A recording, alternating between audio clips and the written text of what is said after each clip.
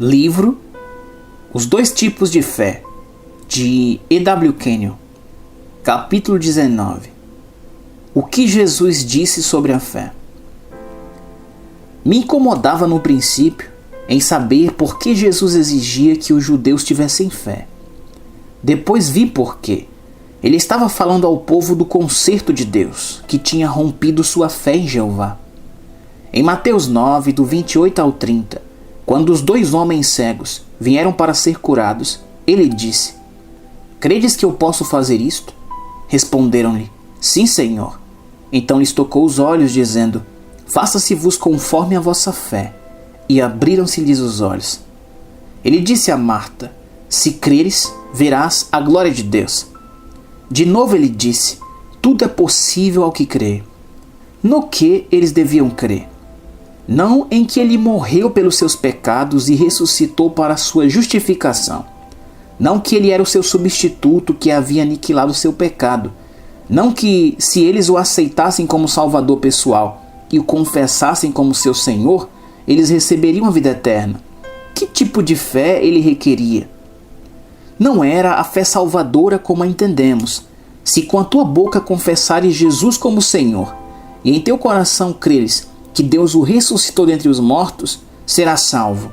Ele nunca pediu que alguém cresce nele como Salvador que daria aos homens a vida eterna. Ele pediu que eles crescem que ele era o Filho de Deus, aquele que cura, o Messias. Ele não lhes pediu que crescem no que chamamos seu sacrifício substitutivo. Ele nunca mencionou isso. Ele não pediu que crescem em sua ressurreição, pois ele não tinha ainda morrido e ressurgido dentre os mortos. Marcos 11, do 20 ao 24, é sugestivo. Eles viram a figueira seca desde a raiz. Pedro, chamando a lembrança, lhe diz: "Mestre, eis que a figueira que amaldiçoaste secou." Ao que Jesus lhes disse: "Tende fé em Deus." Então ele disse: "Porque em verdade vos afirmo que, se alguém disser a este monte: ergue-te e lança-te no mar, e não duvidar no seu coração, mas crer que se fará o que diz, assim será com ele. Por isso vos digo que tudo quanto em oração pedirdes, crede que o recebestes, e será assim convosco." Aqui ele não está falando à igreja, está falando aos judeus sob a primeira aliança. No entanto, de certa forma, isso se aplica a nós. Ele está requerendo que eles creiam nele. Eles podem vê-lo como um homem. Eles veem seus milagres. Ele alimentou a multidão. Ele transformou a água em vinho. Ele andou sobre o mar. Ele dominou sobre os ventos e as ondas. Ele ressuscitou dos mortos. Os judeus lhe disseram em João 6,29: "Que sinal fazes para que o vejamos e creiamos em ti?" A fé deles era a fé do conhecimento pelos sentidos. Eles criam no que viam ou ouviam. João 20, do 24 ao 29, é a história da incredulidade de Tomé. Ele dizia: "Se eu não vir nas suas mãos o sinal dos cravos, e ali não puser o dedo e não puser a mão no seu lado, de modo algum acreditarei." 8 dias depois disso, Jesus apareceu de repente a Tomé e disse: "Põe aqui o dedo e vê as minhas mãos. Chega também a mão e põe-na no meu lado. Não sejas incrédulo, mas crente." Jesus não estava pedindo a Tomé que cresse que ele havia ressuscitado dentre os mortos porque havia aniquilado seu pecado. Na verdade, ele estava desafiando a fé do conhecimento pelos sentidos que cresce nele. A fé de Tomé estava nos sentidos, no que ele podia ver, sentir e ouvir. Você pode entender que ninguém que andava com Jesus tinha fé no sentido ao qual Paulo se refere no livro de Romanos. Jesus nunca exigiu que alguém cresce nele como o Salvador que iria morrer e ressuscitar por sua justificação.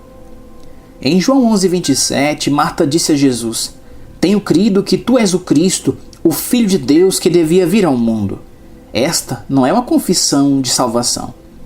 Se Marta confessasse salvação de pecado, ela teria dito: "Sim, mestre, creio que tu és o Filho de Deus. Creio que vais morrer por meus pecados e ressurgir de novo para a minha justificação." João capítulo 20, versículo 9 diz: "Pois ainda não tinham compreendido a Escritura, que era necessário ressuscitar ele dentre os mortos." Depois que ele ressuscitou dentre os mortos, ninguém expressou fé nele como Salvador do pecado, doador da vida eterna e autor do novo nascimento. Eles só criam que ele ressuscitou dentre os mortos. A revelação paulina teria que chegar antes que este conhecimento de Cristo como substituto e o conhecimento da nova criação pudessem ser conhecidos. Jesus disse: "Quando vier, porém, o Espírito da verdade, ele vos guiará a toda a verdade, porque não falará por si mesmo, mas dirá tudo o que tiver ouvido e vos anunciará as coisas que hão de ver." Isto indica que deveria haver uma revelação de Jesus e do Pai, além daquela que Jesus havia ensinado em sua caminhada terrena. Essa revelação chegou para o apóstolo Paulo. A base para ela é encontrada nos primeiros 10 capítulos de Romanos. Ali nos é revelada a justiça de Deus para o homem que crê em Jesus. A justiça significa a capacidade de estar na presença de Deus, tão livre da consciência de pecado como Jesus estava na sua caminhada terrena.